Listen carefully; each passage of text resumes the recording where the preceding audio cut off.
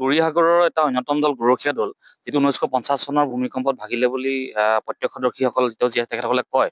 বৰজা ফুলেশ্বৰী কুঁৱৰীয়ে 1734 পৰা 1744 খ্ৰীষ্টাব্দৰ ভিতৰত আচলতে নিৰ্মাণ কৰিছিল বুলি কোৱা হয়।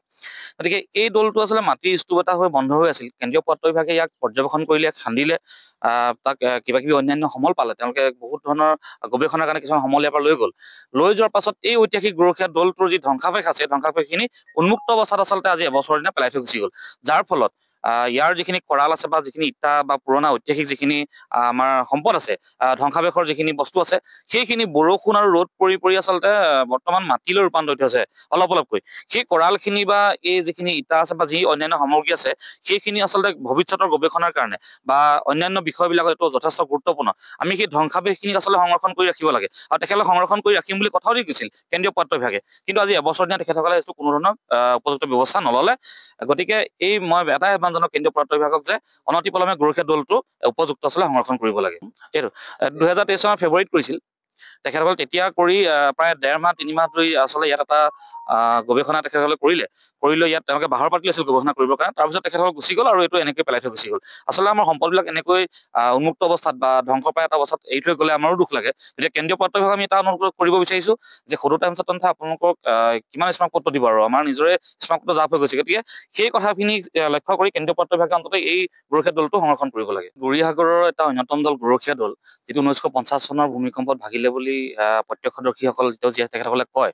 বৰজা ফুলেশ্বৰী কুঁৱৰীয়ে 1734 পৰা 1744 খ্ৰীষ্টাব্দৰ ভিতৰত আচলতে নিৰ্মাণ কৰিছিল বুলি কোৱা হয়।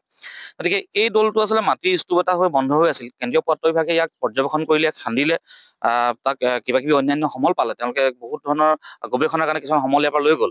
লৈ যোৱাৰ পাছত এই ঐতিহাসিক গৰখীয়া দলটোৰ যি ধ্বংসাৱশেষ আছে, ধ্বংসাৱশেষখিনি উন্মুক্ত অৱস্থাত আচলতে আজি এবছৰৰ দিনা পেলাই থৈ গুচি গ'ল। যাৰ ফলত ইয়াৰ যিখিনি কৰাল আছে বা যিখিনি ইটা বা পুৰণা ঐতিহাসিক যিখিনি আমাৰ সম্পদ আছে, ধ্বংসাৱশেষৰ যিখিনি বস্তু আছে, সেইখিনি বৰষুণ আৰু ৰ'দ পৰি পৰি আচলতে বৰ্তমান মাটিলৈ ৰূপান্তৰিত হৈছে অলপ অলপকৈ। সেই কৰালখিনি বা এই যিখিনি ইটা আছে বা যি অন্যান্য সামগ্ৰী আছে, সেইখিনি আচলতে ভৱিষ্যতৰ গৱেষণাৰ কাৰণে বা অন্যান্য বিষয়বিলাকত এইটো যথেষ্ট গুৰুত্বপূৰ্ণ। আমি সেই ধ্বংসাৱশেষখিনিক আচলতে সংৰক্ষণ কৰি ৰাখিব লাগে, আৰু তেখেতসকলে সংৰক্ষণ কৰি ৰাখিম বুলি কথাও দি গৈছিল কেন্দ্ৰীয় পুৰাতত্ব বিভাগে। কিন্তু আজি এবছৰ দিনা তেখেতসকলে এইটো কোনো ধৰণৰ উপযুক্ত ব্যৱস্থা নল'লে।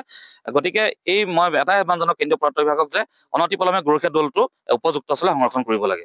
এইটো 2023 চনৰ ফেব্ৰুৱাৰীত কৰিছিল তেখেতসকলে। তেতিয়া কৰি প্ৰায় 1.5 মাহ 3 মাহ ধৰি আচলতে ইয়াত এটা গৱেষণা তেখেতসকলে কৰি লৈ ইয়াত তেওঁলোকে বাহৰ পাতি আছিল গৱেষণা কৰিবৰ কাৰণে। তাৰপিছত তেখেতসকল গুচি গ'ল আৰু এইটো এনেকৈ পেলাই থৈ গুচি গ'ল। আচলতে আমাৰ সম্পদবিলাক এনেকৈ উন্মুক্ত অৱস্থাত বা ধ্বংস পাই এটা অৱস্থাত এৰি থৈ গ'লে আমাৰো দুখ লাগে। গতিকে কেন্দ্ৰীয় পুৰাতত্ব বিভাগক আমি এটা অনুৰোধ কৰিব বিচাৰিছোঁ যে সদৌ টাইমছত আপোনালোকক কিমান স্মাৰকপত্ৰ দিব, আৰু আমাৰ নিজৰে স্মাৰকপত্ৰ জাপ হৈ গৈছে। গতিকে সেই কথাখিনি লক্ষ্য কৰি কেন্দ্ৰীয় পুৰাতত্ব বিভাগে অন্তত এই গৰখীয়া দলটো সংৰক্ষণ কৰিব লাগে। যিকোনো খবৰৰ বাবে যোগাযোগ কৰক 7099017330 লগতে 7099017110 নম্বৰত।